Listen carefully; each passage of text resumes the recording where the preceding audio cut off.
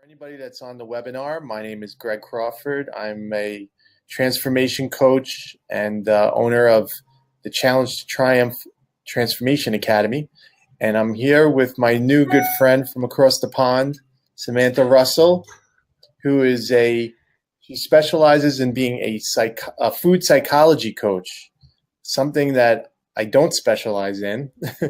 So me and Samantha, I think, met in a private Facebook group, right, for coaches. Yeah. Yeah. So I reached out to the group and I asked, because I knew there was people with specialized interests in the group, and Samantha reached out and said, I could help you with, what you're looking for, and we got on the phone and had a really good conversation, and here we are now. We're going to do this training. So thanks, Samantha. Yeah, no, you're so welcome. No, you're so welcome. It's a pleasure to be here. All right, you want to kick it off? Tell everybody who you are and what you do. And yeah, sure. So I've got a little bit in my presentation about what's going on and what's up with me. But yeah, I am an eating psychology coach. I'm from New Zealand, but I currently live in Sweden. So we luckily were able to get our time zones to match up so everybody could be on the webinar.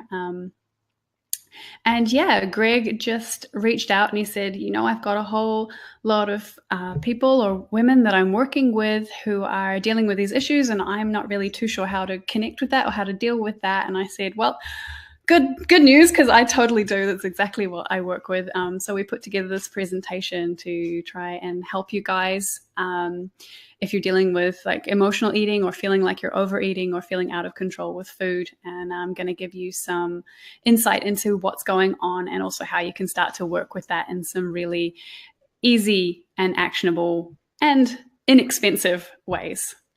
In today's presentation. So yeah, if you're ready, Greg, I'll see if I can get the screen sharing working and get my slides up and running. Go for it. Yep. Okay, let's see what we can do. There we are.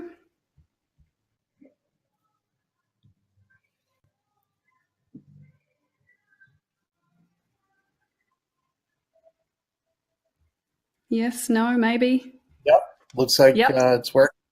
Yes. Okay, fantastic. All right. Yeah. So we're going to jump right in. And if anybody has any comments or any questions, just pop them in the chat. I can see them as we go, and I can help you figure out what's going on there. Let me just get this. Yeah. All right, cool. So starting out, how do you know you're in the right place here?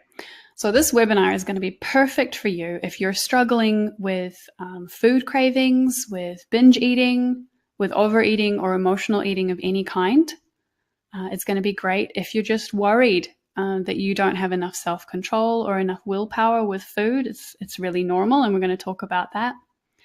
If you're sick of feeling confused, or even feeling crazy about your eating, like you're the only one who deals with this, or like you're really abnormal, you're probably not, and we're going to talk about that.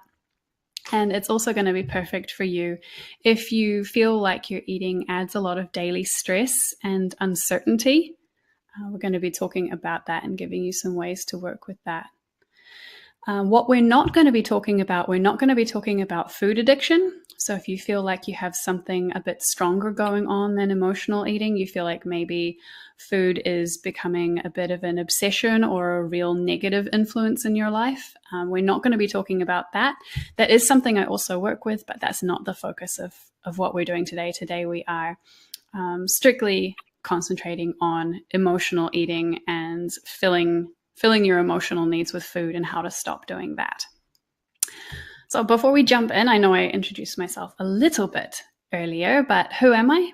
As Greg said, my name's Samantha, but you can call me Sam. And I have an MA, I have a degree in psychology, and I'm also a certified eating psychology coach, which means I combine positive psychology with mind, body, nutrition. So we've got all points of who you are coming together and dealing with emotional eating, food addiction, and unwanted eating struggles from a scientific and psychological perspective, as well as a mind-body nutrition perspective. So I help women heal those issues and sort of become the version of themselves that they could be if they didn't have to spend all their energy worrying about food and worrying about their weight. So I love cooking and yoga and dogs, and I'm a depression survivor, and I also count myself as a recovered emotional eater, which is why I've chosen to work in this area, because I know what it's like to feel just totally crazy around food and like it's sucking the life out of you. And I've been through the recovery process, so I love to help women go through that. All right, so jumping right in, today's outline. What are we talking about? First of all, we're going to make sure we're all on the same page, and we're going to talk about what is emotional eating.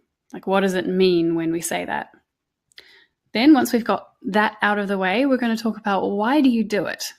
So why is emotional eating such a big thing, and why is it such a struggle for you? Then after we know what we're talking about and why you're doing it, we're going to go into an easy 3-step process, how you can end your emotional eating or start to work on getting a little bit of relief from your emotional eating. And then I'm going to tell you how to put it all together and then where you can go from here when we reach the end of that process. And then at the very end, we're going to have a quick Q&A session. So if you've got any questions at all, you can either pop them in the chat as we're going, or you can save them up till the end, and Greg and I will do our best to answer all your questions. Okay, so starting off first, what is emotional eating? Now, I think, Greg, we might be set up in the chat so that only presenters can type. So I'm not sure if that's a setting. I just fixed that. Oh, you just fixed it? Okay, cool. Yeah. All right. So, yeah. Anybody, if you have any questions, now you can put them in the chat. Cool. Right. So, what is emotional eating? What is the definition that we're working with? So, the definition that I use with clients most often is emotional eating is when you use food or you use the act of eating to change your emotional experience. Now, for this webinar, we're going to be focusing on changing negative or uncomfortable emotional experiences, but also it's really common to use food to enhance positive emotional experiences as well. Like if you think about eating food to help you celebrate, food is a huge part of our celebrations, or eating food to connect with other people. It's also a big thing. So we can use food emotionally to enhance our positive emotions, but that tends to be less worrying. People don't tend to worry about that quite so much as using food for the negative emotions, for the stress, for the loneliness, for the boredom. So that's where we're focusing today. So again, what is emotional eating? It's when you use food and or the act of eating, so putting food in your mouth, to change your emotional experience, to change what you feel now to how you want to feel in the future. But why do we do that? And why is it so hard to stop? Because sometimes, I know if you're anything like me, you're eating something, you know it's not what you really want, and you're thinking to yourself, why? Why do I do this to myself? Why am I still eating this? And it's so hard to stop it. The way I always describe it is kind of like this picture. If you imagine yourself on one side, that's how you feel when you have a negative emotion or an uncomfortable emotion. And then on the other side of the hole is how you want to be feeling, comfortable, safe, connected, taken care of. But between those two feelings is a big gap. And it's like kind of a hole. And to get from one side to the other, we need to fill that hole or bridge that hole. And one of the easiest ways that we've been taught to do that, both from childhood and from advertising and in movies and popular media, is with food. We use food to get from one emotional state to another, to essentially fill the hole between how we feel and how we want to feel so that we can get across and start feeling differently from how we do now. So why is it so hard to stop emotional eating? It's because generally a lot of emotional eating programs or diets or education focuses on removing the eating from that equation. But when you do that, you're just left with this big hole in between how you feel and how you want to feel, and no way to get across it. And being left with a big empty hole between within yourself, it's really uncomfortable. It's a bit scary. Sometimes it's even really painful. And so, of course, eventually we give up and we end up putting food back in the hole so we can get closer to the emotions that we want to feel. The way I'm going to propose working with it in this workshop, and the way I always work with it in my professional work, is to start filling that hole up from underneath.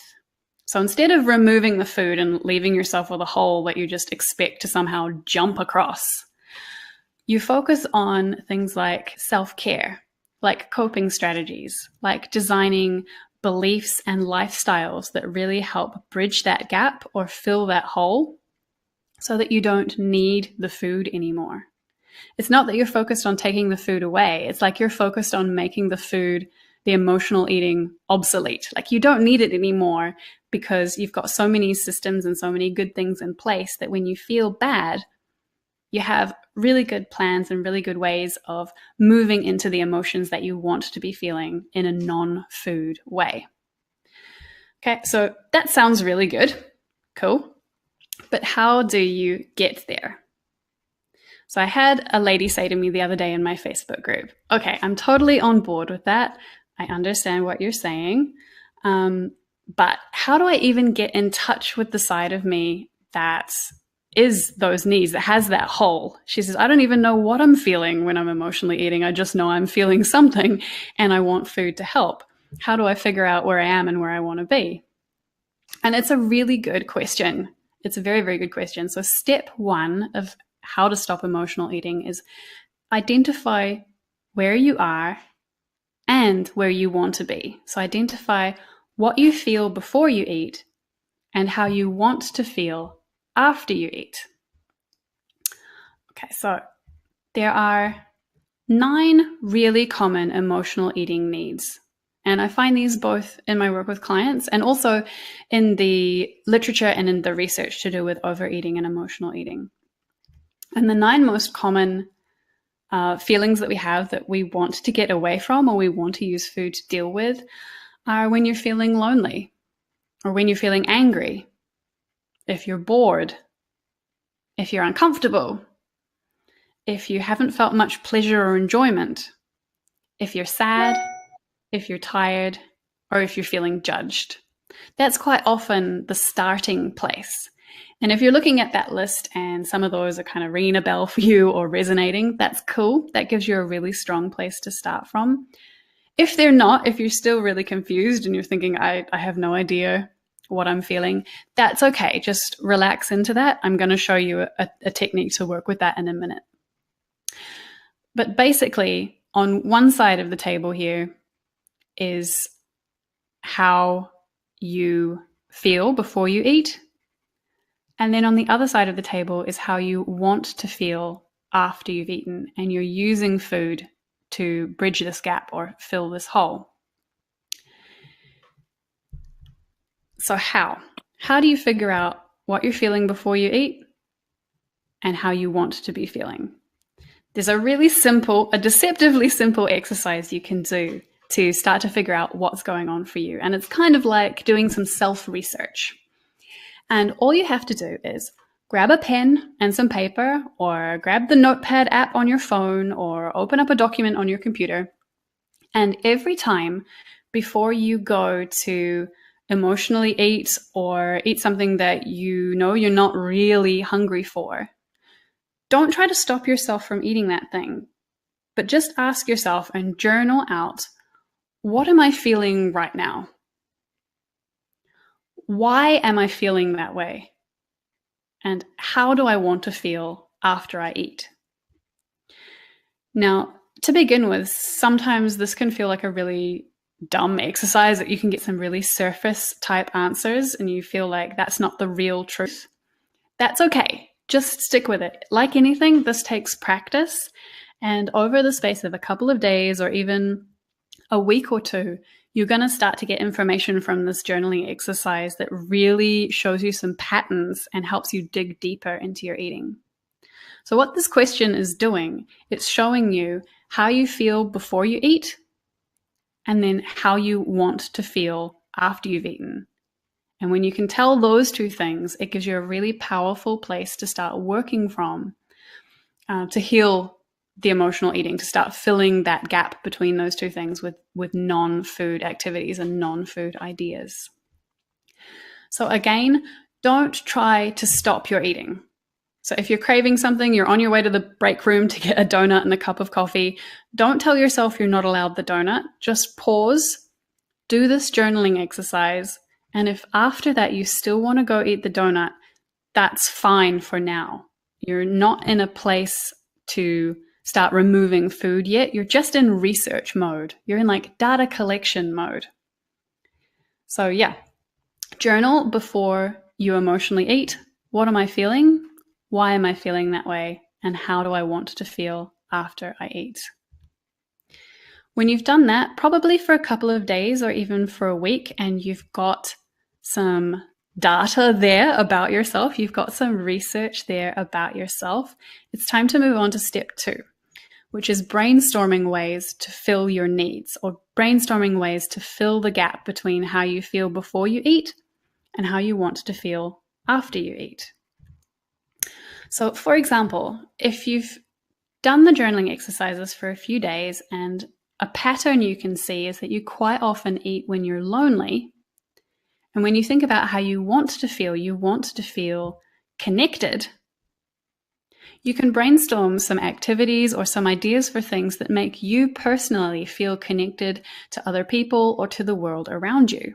Like, for example, maybe you get out a piece of paper and you write down all the things that make you feel connected, like calling a relative or messaging an old friend or organizing going out with your friends.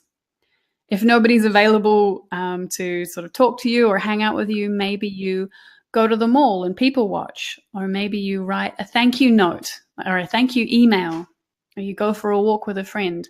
Anything that makes you personally feel the way you want to feel in a non-food way. Another example, this is really common. If you eat because you're stressed, and generally that's because you want to feel relaxed, do a brainstorm about all the things in your life or all the things you'd like to bring into your life that help you feel relaxed. Things like meditation or coloring or walking, dancing, spending some of your lunchtime at work outside eating lunch, or taking regular breaks throughout the day. What would help you feel more relaxed? So again, you're not trying to stop your eating at this stage. You're just brainstorming ways to bridge that gap between how you feel and how you want to feel. And that's a really powerful place to start from. You've now got an idea of where you're trying to get to, and a whole lot of ideas about how to get there without using food. Which brings us to step 3. So the common sort of reaction to this is, oh my gosh, I've got all these ideas and all this new knowledge. I want to put it all into practice right away and never emotionally eat again. And that's just super unrealistic. And I know we've all tried that kind of thing. We've all tried promising ourselves we're going to go to the gym every day of the week for the next year, and it always falls apart. So a much more sustainable approach is step 3 here. Choose just one baby step at a time and establish it as a habit. So a baby step is one tiny little thing you can do to help bridge the gap between how you feel and how you want to feel. And you do that tiny thing again and again until it's automatic, until it's a habit. Because you don't want to come at your eating head on. Like I said earlier, if you try to stop emotionally eating without putting other habits into place, you're just going to be left with a lot of pain, a lot of discomfort, and probably a lot of failure. Like, it's very, very difficult to do that.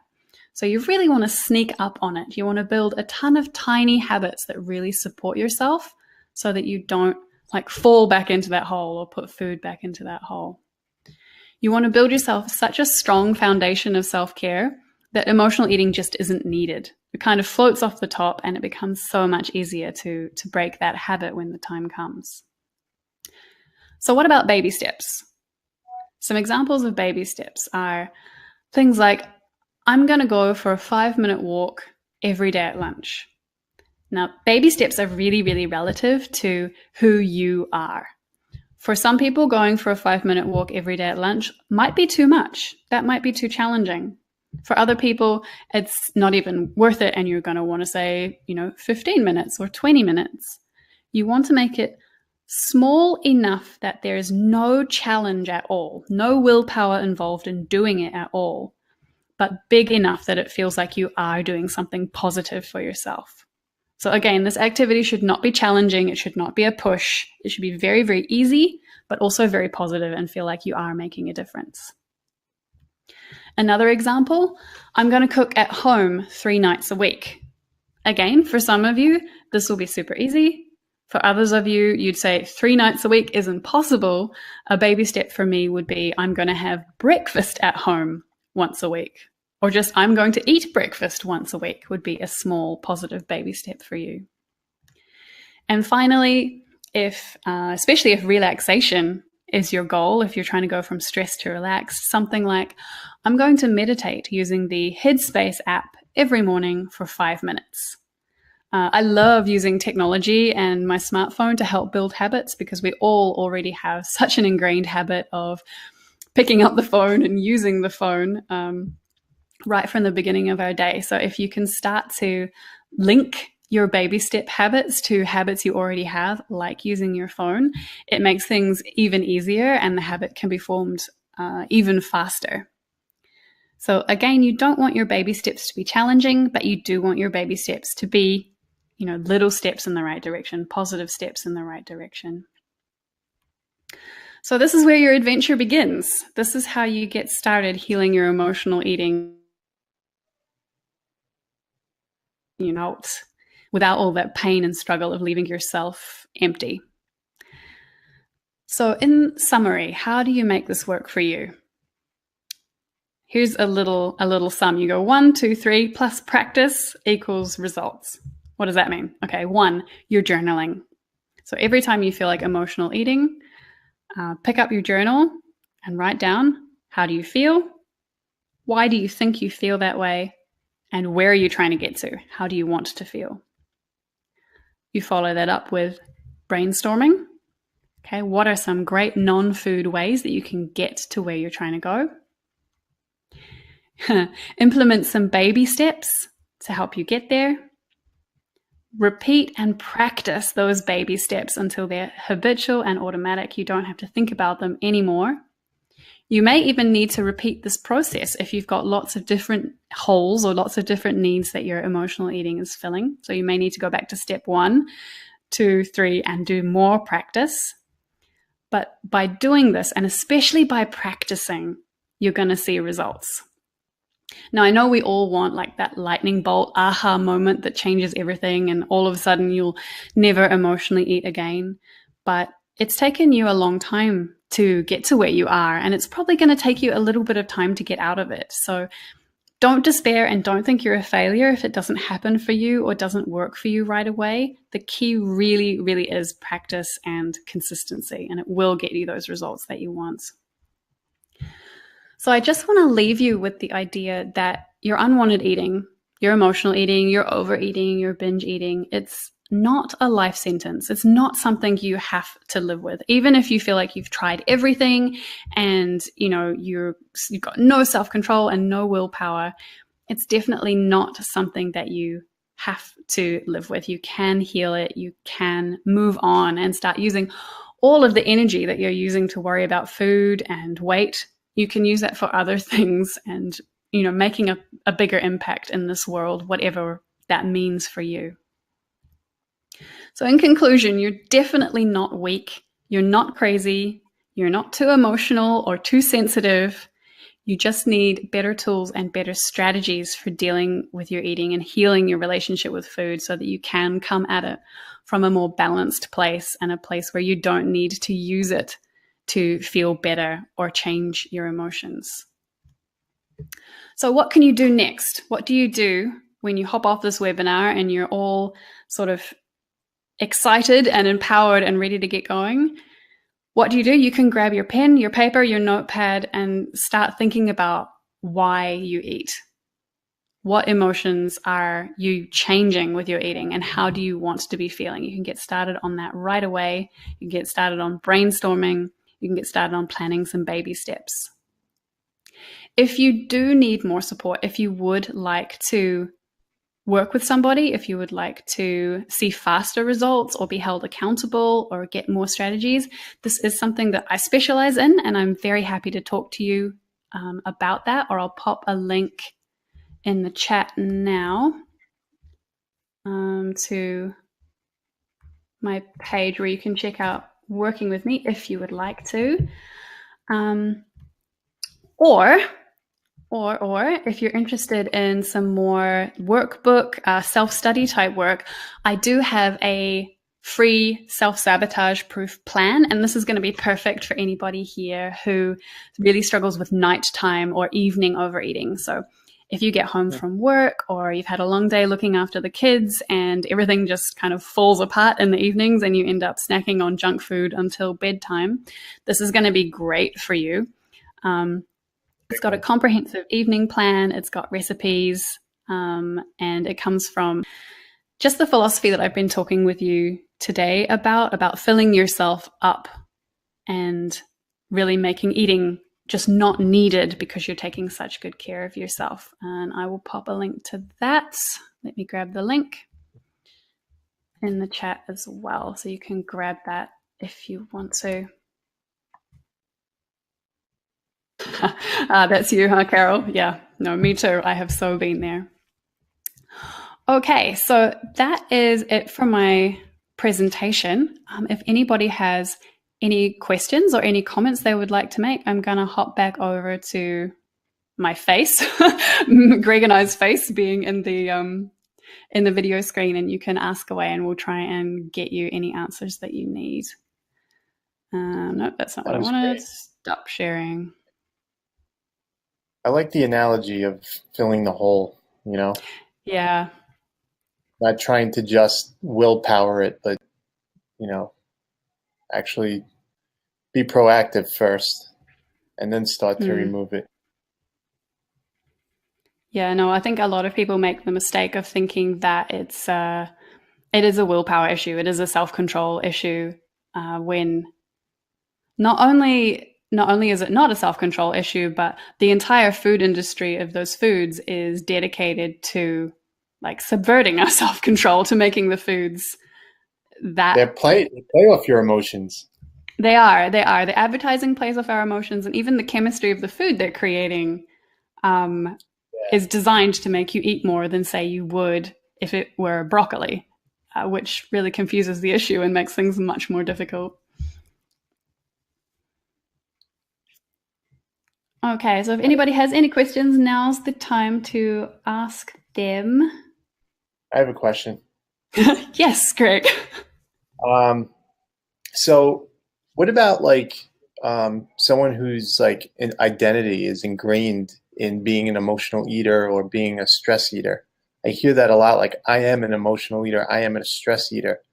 It's almost they're self-identifying themselves. So how do you, for the long term, like switch and change that identity so they don't consider themselves, you know, they might do it still, but they start to transform and not consider themselves that identity? Yeah, that's actually really common, and you find that a lot with people who say deal with a lot of self-sabotage. The identity thing can really play a big part there, because when you do identify as an emotional eater, or you identify as the girl who can't say no to chocolate, or the ice cream lover, it really does become a part of who you are, and it makes it much more difficult to change, because you're not just changing a behavior, you're changing self. So the first thing to start working with there is changing your story. changing the story that you're telling yourself and about your eating. And that can have a lot to do with, it can seem, this can sound really small, like a really tiny change, but they have done, actual research, real scientific research, that shows that the words you use to talk about things make a big difference to how you understand them. So instead of saying, like, I am an emotional eater, you can change the story and change the words that you're using to think about that, and instead consciously say to yourself, I struggle with emotional eating, or I am dealing with my emotional eating, or I am choosing to start healing my emotional eating. And label yourself as something different. Label yourself as empowered. Label yourself as changing. Label yourself as exploring, as researching. And to begin with, that's going to feel really fake and really forced and like, oh, I'm just making it up. This isn't going to make a difference. But the words you use, it's almost like they wear a path in your brain until that path becomes true. So the first step is always to realize what you're doing. If you're identifying as an emotional eater and it's making life difficult for you, the first thing to do is identify that. And then once you've identified it, to consciously think about the words you're using to describe yourself and the stories you're telling yourself about your eating, and ways that you can start to rephrase those stories. And when I work with clients, this is actually, we usually spend a couple of weeks working on this alone. I've got a whole lot of worksheets about restorying and rewording not only your identity, but also just the way that you talk about things and the way that you're holding yourself back or moving yourself forward with the beliefs, the language, and the thoughts that you have. So that was a long answer to basically, you have to start changing the way you're thinking about yourself before you can start healing, before you can start ending your emotional eating. Because if you haven't changed your identity, it's very difficult to change your behavior. Yeah. Okay. So Carol says it's also hard to change when you have an enabler in the house who tells you what you are, even when you want to change your thought process. Yes, it is. That is particularly difficult. I'm assuming you've tried talking to the person and asking them not to do that.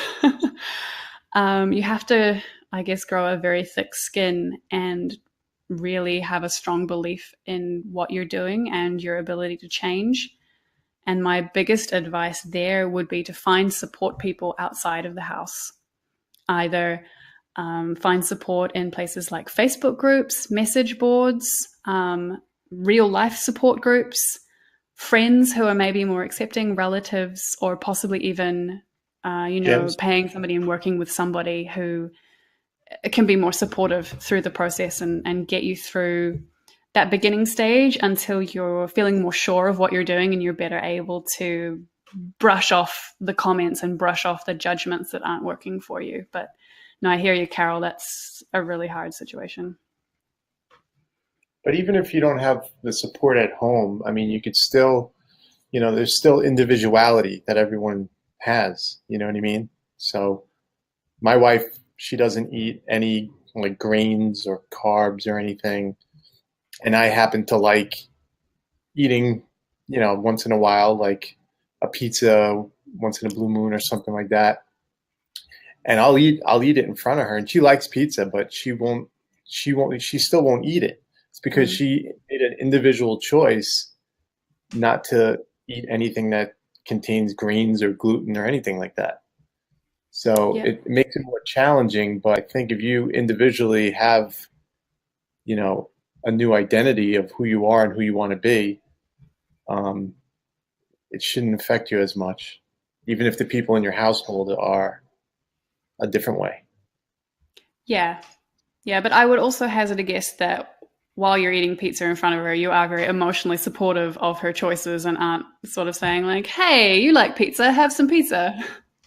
No, I'm throwing the pizza in her face. Come on. You're No, part I of the mean, yeah, problem, Greg. I'm not the solution to the problem. No, so you do definitely have to. In the beginning stages, things are a lot more difficult, and you do need more support. But yeah. Yeah. Yeah. All right. Are any more questions, Carol? I see you have to go. It was lovely to have you. Thank you for coming. Anybody else?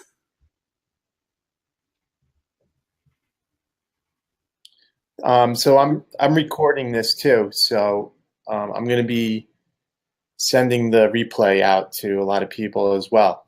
So even if Fantastic. whoever couldn't make it to the live webinar, they're going to see the replay. They'll be able to get in contact with you if they need to. Yeah, for Um, sure.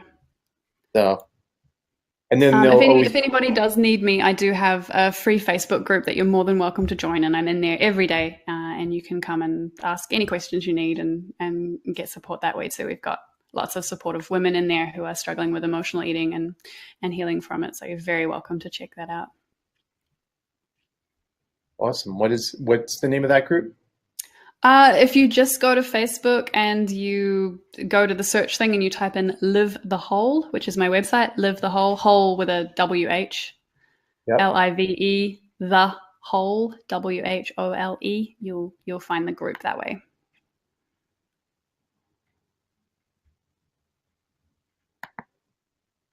Awesome. I think my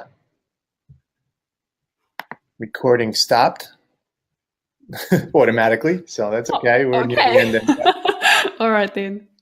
We made it to the end at least. Woohoo. All right. I think that was great.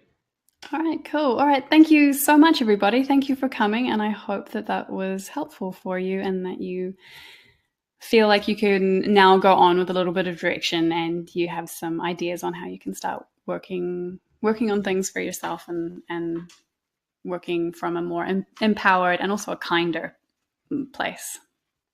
And thank you, That's Greg. awesome. That was awesome. Yeah, I think it was really, really great, and I think it's going to help a lot of mostly women, I'm sure, but maybe even some men watching it. Mm-hmm. So they have, the combination of a plan to follow, but also, what you talked about with, being proactive with pinpointing what emotions you're feeling and like what emotion you want that to turn into. I think that was big too. Yeah. So yeah, no, this was great. I really appreciate you coming on and doing this training, and uh, we'll definitely do more in the future. Yeah, for sure. My pleasure.